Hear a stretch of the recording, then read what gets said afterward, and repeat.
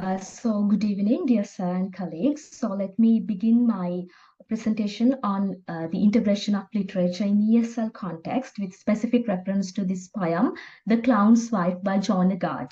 So I'm not going to go into a kind of a line-by-line reading or a line-by-line analysis because this is a famous poem and also due to time constraints.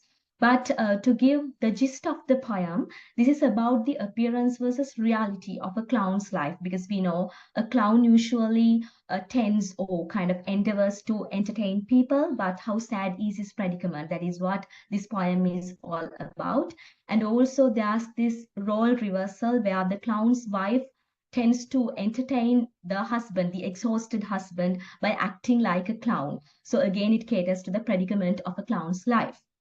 So, to move to the criteria of selection, I specifically selected this poem because this is neither syntactically nor semantically complex. If we look at the language is very simple, the sentence structure and all. And also, when we consider the meaning, it is easily comprehensible. And also, it is not culturally distinct to a greater extent because when we consider the modern context, clowns can be seen in specifically in urban areas where the target group is familiar with. And also, this poem makes the students sympathize and empathize with the clown, and that caters to the development of their critical thinking as well as socio-emotional skills.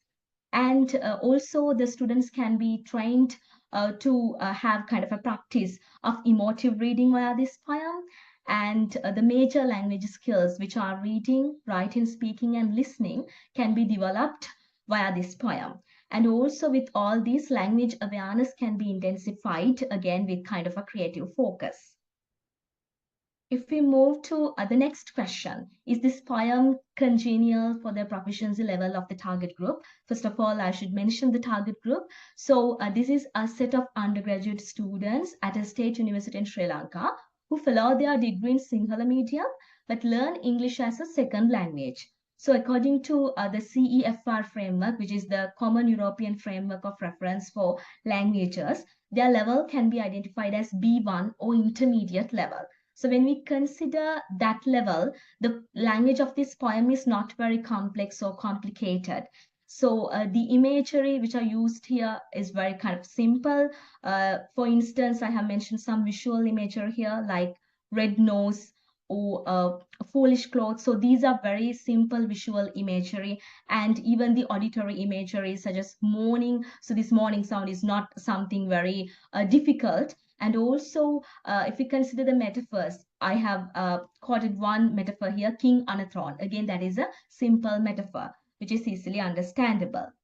And if we move to the skills, here the predominant skill which will be developed by this poem is reading skill, and the activities which revolve around the poem can be divided into three major categories as pre-reading phase, during reading or while reading phase, and after reading phase.